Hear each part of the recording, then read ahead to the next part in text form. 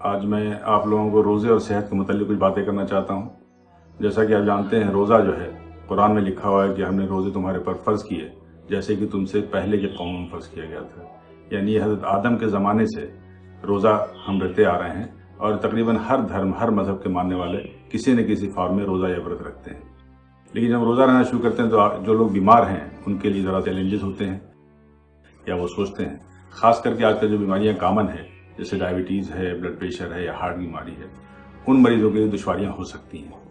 تو خاص کر میں پہلے بات کروں گا ڈائبٹیز کے مریضوں کی کہ کن مریضوں کو روزہ نہیں رہنا چاہیے۔ حالانکہ یہ آپ کا ذاتی فیصلہ ہوتا ہے، لیکن اگر آپ کے صحت یا زندگی یا جان پہ نقصان ہو تو بہتر ہے کہ روزہ نہ رہا جائے، جیسا کہ سورہ بقرہ میں فرمایا گیا ہے کہ ہم نے تمہارے لیے آسانیاں پیدا کی ہیں، دشواریاں نہیں۔ تو اگر روزہ رہنے سے آپ کی جان کو خطرہ ہے تو بہتر ہے روزہ نہ رہا جائے۔ ڈائبٹیز کے وہ مریض جن کو ٹائپ 1 ہے، یا وہ مریض جن کو انسولین دن میں 2 بار سے زیادہ لینی پڑتی ہے، یا وہ مریض جن کی شوگر بار بار کم ہو جاتی ہے اور انہیں پتہ بھی نہیں چلتا، جن کو ہم ہائپوگلائسیمیا انویئرنیس کہتے ہیں، یا وہ مریض جن کی شوگر لگاتار 250 300 سے زیادہ بنی ہے، یا وہ ڈائبٹیز کے مریض یا ویسے بھی جو مریض جن کو کڈنی کی بیماری ہے یا ہارٹ کی بہت ایڈوانس بیماری ہے یا لیور کی بیماری ہے یا کینسر جیسے ملی بیماریوں سے ہیں، تو انہیں روزہ نہیں رہنا چاہیے۔ اب اگر آپ روزہ رہنا چاہتے ہیں تو کیا احتیاط کرنی چاہیے، وہ بہت ضروری ہے۔ پہلی بات تو یہ کہ سارے ڈائبٹیز کے مریضوں کو بہتر ہے کہ وہ روزہ رکھنے کے پہلے اپنے ڈاکٹر سے ملیں اور اپنی دواؤں کی مقدار اور ٹائمنگ کو ایڈجسٹ کرائیں۔ خاص کر آپ انسولین لے رہے ہیں 1 یا 2 وقت تو اس کی ڈوز کا ایڈجسٹمنٹ بہت ہی ضروری ہے۔ دوسری بات، اگر آپ دوائیں لے رہے ہیں تو دوائیں جیسے اگر آپ صبح میں 1 وقت دوا کھاتے ہیں تو اس کو آپ کو شام کو کر دینا ہوگا، کیونکہ رمضان کے دنوں میں رات میں آپ زیادہ کھاتے ہیں، دن میں نہیں کھاتے ہیں۔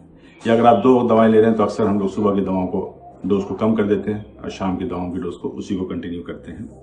لیکن کسی بھی حال میں آپ یاد رکھیے کہ دواؤں کی ڈوز کا ایڈجسٹمنٹ روزہ رہنے کے پہلے ڈاکٹر کے مشورے کے ساتھ بہت ضروری ہے۔ دوسری چیز کی شوگر کی مانیٹرنگ کرتے رہیں۔ دن میں آپ شوگر ٹیسٹ کر سکتے ہیں، یاد رکھیے روزے کی حالت میں بھی شوگر کو ٹیسٹ کیا جا سکتا ہے اور ٹیسٹ کر کے اندازہ کر لیں کہ شوگر کنٹرول تو ہے یا نہیں ہے، کیونکہ اس میں سب سے بڑا رسک ہوتا ہے وہ ہائپوگلائسیمیا کا ہوتا ہے، یعنی شوگر نارمل سے نیچے چلے جانا۔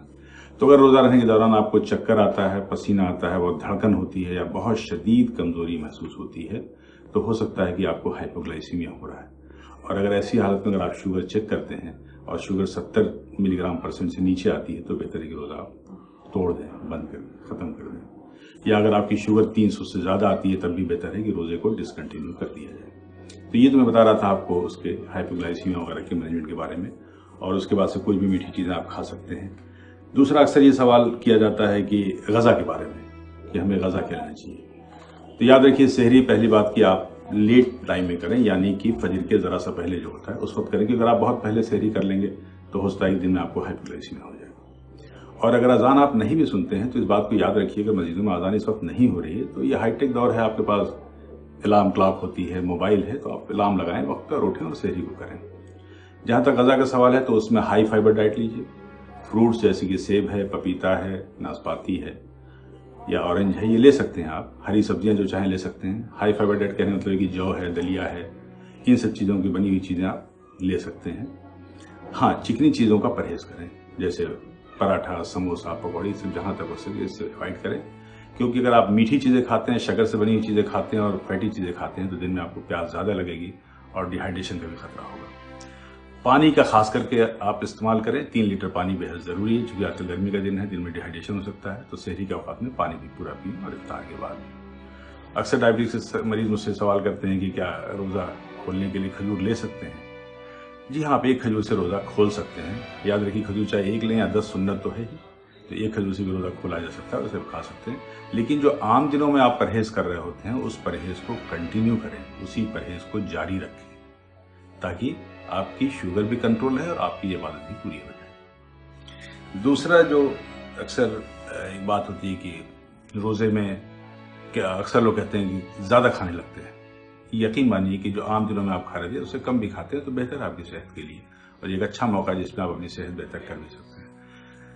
جہاں تک بلڈ پریشر کے مریضوں کا سوال ہے، بلڈ پریشر کے مریض اکثر یہ دیکھا گیا ہے کہ ان کا بلڈ پریشر تھوڑا رمضان کے دنوں میں کم ہو جاتا ہے، یعنی رمضان ایک مفید موقع ہے بلڈ پریشر کنٹرول کرنے کا، تو آپ اپنی دواؤں کی مقدار ڈاکٹر کے مشورے کے ساتھ تھوڑی کم کر سکتے ہیں اور کوئی خاص احتیاط کی ضرورت نہیں ہوتی ہے۔ روزہ ایک عبادت بھی ہے اور آپ کی صحت کے لیے ایک بہت بڑی نعمت بھی ہے۔ روزے کے اپنے فوائد ہوتے ہیں. جب آپ روزہ رہتے ہیں تو آپ کے اندر کچھ طبی فائدے یعنی فزیکل میڈیکل بینیفٹس ہوتے ہیں. اس کے بارے میں تھوڑی باتیں آپ سے بتا دوں. پہلی بات تو کہ بلڈ پریشر کے مریضوں کے لیے، ہارٹ کے مریضوں کے لیے مفید ہوتا ہے یہ. دوسری چیز یہ ہے کہ اگر آپ کا وزن بہت زیادہ ہے جو کئی بیماریوں کی وجہ ہوتی ہے، اس وزن کو آپ رمضان کے دنوں میں بہت آسانی سے کم کر سکتے ہیں. تیسری یہ دیکھا گیا کہ رمضان میں جو ثابت شدہ چیز ہے وہ یہ ہے کہ روزہ رکھنے والوں کی امیونٹی بہتر ہو جاتی ہے. ریسرچ یہ بھی بتاتے ہیں کہ کینسر سے بچاؤ کا بھی ایک ذریعہ ہے یہ. ان لوگوں کو کینسر کم ہوتا ہے.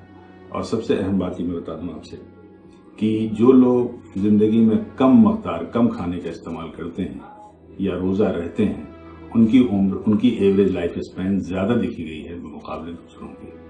تو روزہ ایک اچھا موقع ہے جس میں آپ اپنی صحت کو، اپنی فزیکل فٹنس کو آپ بہت بہتر کر سکتے ہیں.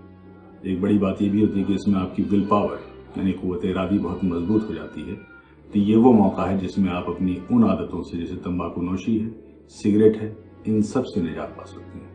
اور یاد رکھیے یہ سب چیزوں سے آج بھی ہمارے ملک میں بہت سے مریض جن کو برونکائٹس، COPD اور کینسر جیسی مہلک بیماریوں کے شکار ہو جاتے ہیں. تو یہ عہد کریں کہ اس رمضان کے دوران آپ ان بری عادتوں کو، ان نشہ والی چیزوں کو، آپ اس سے نجات پا جائیں گے. ایک آخری اور اہم بات، یہ جو وقت ہے ذرا چیلنجنگ ہے ہم سب کے لیے، سارے ملک کو آلریڈی بلکہ پوری دنیا کے لیے. ہم ایک لاک ڈاؤن کی پیریڈ سے گزر رہے ہیں. تو میں آپ سے یہ خاص کر کے کہنا چاہوں گا کہ جو بھی قانون ہے اس کو پوری طریقے سے فالو کریں. جو بھی گورنمنٹ کے انسٹرکشنز ہے اس کو فالو کریں. آپ مسجدوں میں نہ جائیں، کہیں بھی بھیڑ نہ لگائیں، اجتماعی افطار کا اہتمام نہ کریں. تراویح ساری عبادت آپ تنہائی میں اللہ سے تعلق کر پیدا کر سکتے ہیں اور عبادت کو کر سکتے ہیں. اور دوسری چیز کہ اس موقع پہ یاد رکھیے، ایک حدیث میں یاد آتی ہے، حضور نے کہا تھا کہ اگر کوئی شخص رات میں پیٹ بھر کے کھانا کھا کے سوتا ہے، اگر اس کا پڑوسی بھوکا ہے تو وہ ہم میں سے نہیں ہے، وہ اسلام کو ماننے والا نہیں ہے. اس لیے یہ آپ کا فرض ہے اور آپ کی یہ ذمہ داری ہے کہ آپ اپنے محلے، اپنے پڑوس، آس پاس دیکھیں کہ ایسا تو نہیں ہے کہ اس لاک ڈاؤن کے حالت میں کہیں وہ بھوکا تو نہیں ہے یا ضرورت مند تو نہیں ہے.